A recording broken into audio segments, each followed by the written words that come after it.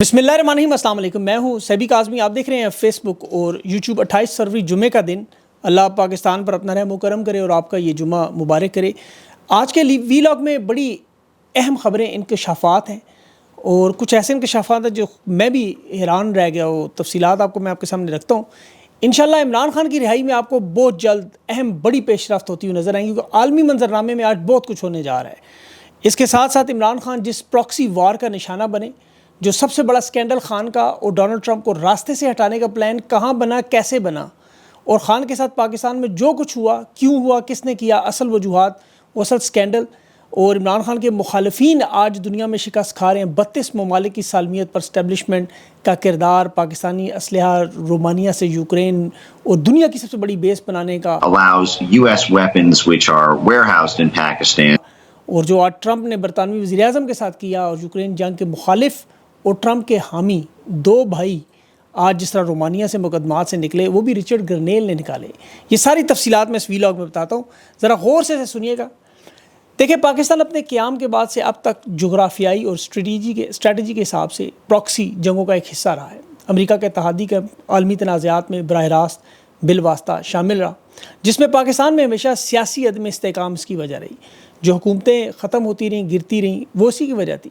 بھارت آپ کے سامنے غیر جانبدار رہا، وہ سیاٹو میں 1954 میں شمولیت نہیں اختیار کی، سینٹو میں 1955 میں نہیں رہا۔ وہ دیکھ لیں، ہم چونکہ ان دو اتحاد کا حصہ رہے جس میں پاکستان نے شمولیت کی اور اس کے بدلے میں فوجی اور اقتصادی مدد ملتی رہی۔ اب اس کے عوض ہوا کیا کہ امریکی مفادات کی ہمیشہ انہیں کام کرنا پڑا۔ 1958 کا مارشل لا اسی کا نتیجہ تھا۔ ضیاء الحق کو جو بھٹو کی حکومت گرا کے مارشل لا 78 میں لگا، وہ اسی کی وجہ تھی۔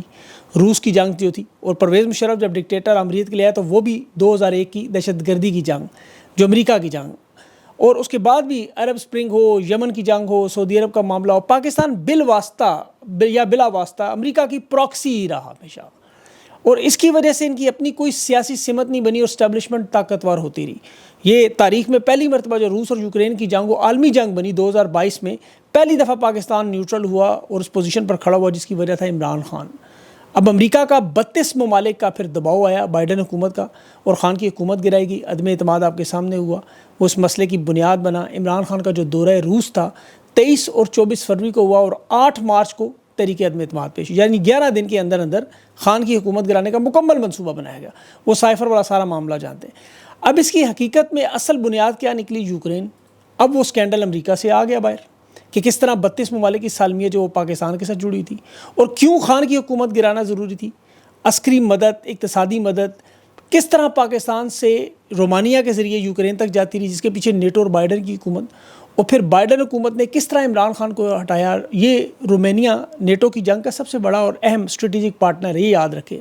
یہ سارا اسلحہ جو پاکستان سے یوکرین جاتا رہا، وہ نیٹو کے تھرو جائے، وہ رومانیہ کے ساتھ جڑا ہوا تھا۔ یہ خبر آپ دیکھیں، جو ڈونلڈ ٹرمپ کا پام بیچ پر قاتلانہ حملے کی کوشش والا رائن راؤتھ جو بندہ تھا، وہ بھی یوکرین کے لیے بھرتیاں پاکستان میں کر رہا۔ یہ ایک نئے انکشافات آ رہے ہیں سامنے۔ کنسٹرکشن ورکر جو یوکرین جاتا رہا، بار بار آتا رہا جاتا رہا، وہ غیر قانونی طور پر پاکستان اور ایران کا راستہ استعمال کرتا رہا۔ اس کے پاس جو فیک پاسپورٹ نکلے، اس کا اس واشنگٹن پوسٹ میں انٹرویو آیا، اس میں اس نے کہا کہ وہاں سے میں یوکرین کی جنگ کے لیے کوئی 20 لوگوں کو تیار کر چکا تھا۔ اس کے اوپر ڈونلڈ ٹرمپ پر قاتلانہ کا حملہ کا الزام بھی لگا۔ اب بے شک وہ ابھی ان کے پاس ثبوت نہ ہوں اس کے، اور براہ راست الزام نہیں لگا، لیکن یہ اگر الزام بھی لگ جائے اسٹیبلشمنٹ پہ، تو کیا ٹرمپ انہیں چھوڑے گا؟ کیونکہ یہ وہ گلوبل ایجنڈا ہے ڈونلڈ ٹرمپ کو راستے سے ہٹانے کا۔ اور وہ شخص نکلا کون؟ یوکرین کا حامی، یوکرین کے لیے فوج بنا رہا تھا۔ مطلب یہ وہ گلوبل ایجنڈا جس کے تحت یورپ کنٹرول رکھنے کے لیے جو عالمی نیٹ ورک ہے نیٹو کے ذریعے، یورپی یونین جسے آخری پناہ گاہ کے طور پر استعمال کیا جا رہا ہے، اور وہ ملک کون سا؟ رومانیہ، جس کے تانے بانے جڑے کس کے ساتھ؟ پاکستان کے ساتھ۔ اندازہ کریں، رومانیہ کے صدر کو پچھلے گرفتار بھی اس لیے کیا گیا تھا، ٹرمپ کی پالیسیوں کو روکنے کی وہ کوشش کر رہا ہے۔ ابھی دیکھیں، نیٹو جو بلیک سی میں دنیا کی 4000 ایکڑ کی سب سے بڑی ایئر بیس بنانے کی کوشش کر رہا ہے، وہ بھی رومانیہ میں، اور رومانیہ ایک بہت بڑا پل تھا پاکستان کا اور نیٹو کا، جس کی رکاوٹ تھا عمران خان۔ اب دیکھیں، رومانیہ میں اب آ گئی ہے نئی حکومت دسمبر 2024 میں، یہ اور وہ ڈونلڈ ٹرمپ کے حامی، یعنی روس کے معاملے پر نیوٹرل ہے۔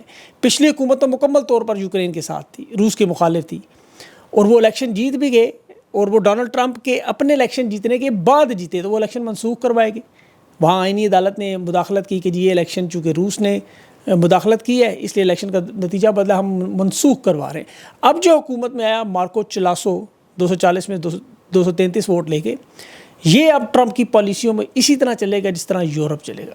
میرے خیال میں آپ کو یہ ساری باتیں سمجھ آئیں گی۔ میں تھوڑی سی اور تفصیل کرتا ہوں کہ نیٹو کا اتحاد آپ کو پتہ ہو یہ کیا ہے؟ نارتھ اٹلانٹک ٹریٹی آرگنائزیشن ہے، 32 ممالک کا، یورپ کا، شمالی امریکہ کا عسکری اتحاد ہے جو 1949 سے بنا ہوا ہے۔ ان کا مقصد یہ ہے کہ مشترکہ دفاعی اور سیکیورٹی تعاون، یعنی ایک رکن پر بھی حملہ ہو تو تمام اتحادیوں پر حملہ۔ یہ 32 ممالک ہیں ٹوٹل۔ بڑے ممالک تو امریکہ، برطانیہ، جرمنی، فرانس، کینیڈا اور ترکی ہیں، یہ 6 بڑی طاقتیں ہیں۔ باقی یورپ کے ممالک ہیں۔ اس نیٹو اتحاد کی جو سب سے بڑے مخالف ہیں وہ کون ہیں؟ روس، چین اور ایران۔ اب آپ ذرا تانے بانے جوڑیں، اس ٹوٹی ہوئی زنجیر کو اکٹھا کریں۔ خان کا دورہ ہوتا ہے روس کا، جو نیٹو اتحاد کا مخالف۔ روس نے حملہ کیا ہوتا ہے یوکرین پر، یعنی پورے نیٹو پر، اور یورپ جواب میں اس وقت جو بائیڈن حکومت اور 32 ممالک مل کر عمران خان کو 10 دن کے اندر اندر حکومت گرا دیتے ہیں۔ عمران خان پر سارے مقدمات بنتے ہیں، 258 مقدمہ، خان کی پارٹی تباہ و برباد کی جاتی ہے، اور پورے کا پورا سٹرکچر، پاکستان کے تمام ادارے ایڑی چوٹی کا زور لگا کے جھنڈا تک نہیں اٹھانے دیتے، نعرہ تک نہیں لگاتے، یا کنابودو و یا کنستین نہیں پڑھنے دیتے، جو کبھی مارشل لا کے دور میں نہیں ہوا، خواتین کے ساتھ جو ہوا۔ یہ سارے سیاستدانوں سے، سینئر سیاستدانوں سے میں نے پوچھا یہ کہ آپ نے کبھی ایسا ظلم و ستم دیکھا؟ انہوں نے کہا نہیں۔ پھر آپ دیکھیں وہ موجودہ آرمی چیف کے عہدے سے ہٹانا، بشرا بی بی نے جو مدد نہیں کی، کہتے وہ الزام لگتا رہا کہ جی انا کا مسئلہ تھا، یہ وجہ تھی، جی انا تھی۔ یہ مسئلہ نہیں تھا، مسئلہ عالمی طاقتوں کا یہ کھیل تھا جس کے اب ثبوت باہر آ رہے ہیں۔ اب پاکستان کی قوم، آپ کو پتہ ہے خان دل کی دھڑکن ہے، خان کو قوم شہرک قرار دے رہی ہے، 24 کروڑ کا ملک ہے، اتنی بڑی پارٹی، 258 کیسز خان پہ بربریت اور ظلم، خان کی مطلب بیوی بھی، بہنیں بھی، پارٹی بھی، پوری کسی کو چھوڑا ہی نہیں انہوں نے۔ مطلب میڈیا میں جو نام لے وہ ایک ایک کر کے اینکرز اڑا دیتے۔ آج پارس جہازیب کا بھی نام آ رہا ہے۔ مطلب نام و نشان مٹانا اس طرح کہ دوبارہ کوئی جرت نہ کر سکے۔ آپ تاریخ اٹھا کے دیکھیں، صدام حسین ہو، یاسر عرفات ہو، قذافی ہو، مطلب جو بھی کھڑا ہو، شاہ فہد ہو، ان عالمی طاقتوں کے خلاف کھڑا ہوا، اس کو انہوں نے کیا حال کیا۔ یہ ٹریلینز ڈالر کی گیم ہے، 32 ممالک کی سالمیت کا معاملہ ہے۔ یورپ کے ہر ملک کو اپنے اوپر حملہ لگتا ہے، لیکن پھر اللہ کا بھی ایک نظام ہے، ایک چال انسان کی، ایک چال اللہ کی۔ ان لوگوں کے وہم و گمان میں بھی نہیں تھا کہ بائیڈن کی حکومت ختم ہوگی اور کملا ہیرس نہیں آئے گی، ٹرمپ آ جائے، یہ کبھی سوچ بھی نہیں سکتے تھے۔ اور امریکہ کبھی یورپ کا مخالف ہوگا یہ بھی نہیں سوچ سکتے تھے۔ اب کسی بھی یورپی بندے سے پوچھیں، کسی یورپی ملک سے پوچھیں، وہ سوچ نہیں سکتے کہ امریکہ ہماری مخالفت کرے گا۔ جو آج ہو رہا ہے وہ دنیا کے سفارتی حلقے پریشانی ہو کیا رہا ہے۔ آج کا میں آپ کو واقعہ بتاتا ہوں۔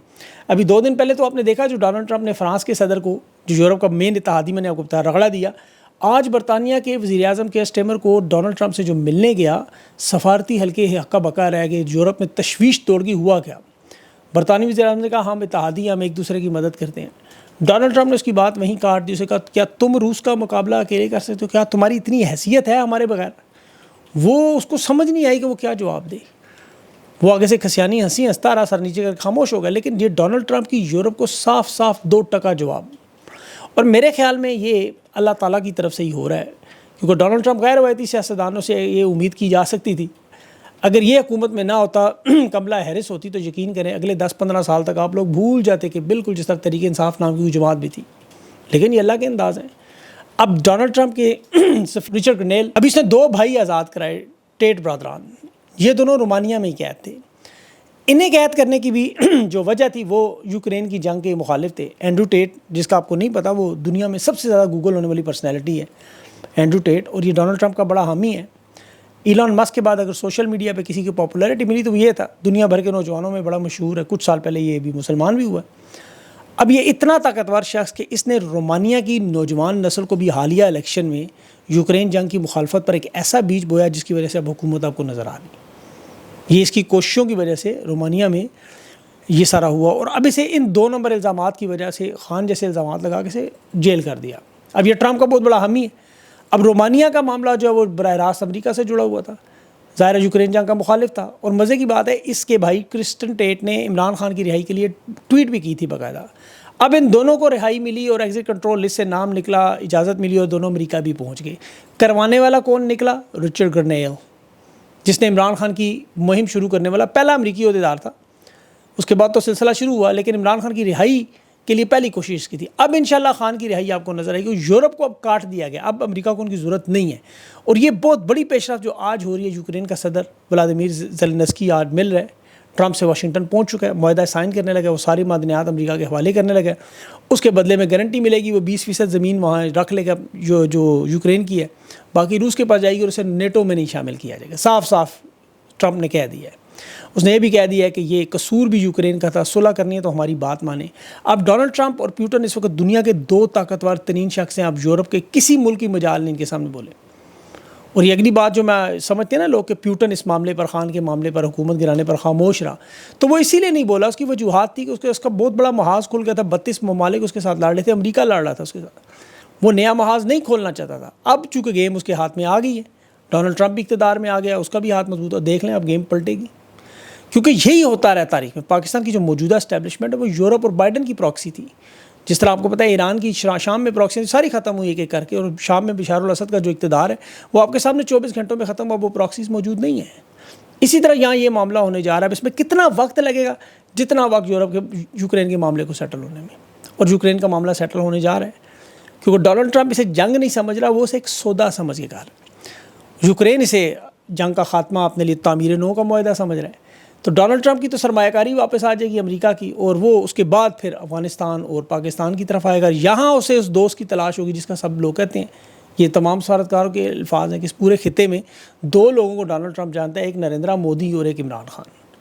اب اس وقت ڈونلڈ ٹرمپ کے سامنے اگر یہ 32 ممالک یورپ کے نہیں کھڑے ہو سکے, یوکرین کی بدماشی نہیں چل سکی جو روس کے ساتھ لڑتا رہا, کینیڈا, جنوبی افریقہ, میکسیکو نہیں کر سکے, تو ان کا تو پتہ ہے آپ کو, شام تو پھر 24 گھنٹے گزار گیا تھا, یہ شاید 24 منٹ بھی نہ گزاریں. اسی لیے آپ کو بہت بڑی خبر دیں, اگر اللہ نے چاہا تو یہ معاملہ انشاءاللہ ایسے ہی حل ہوگا, کیونکہ شروع وہاں سے ہوا ہے.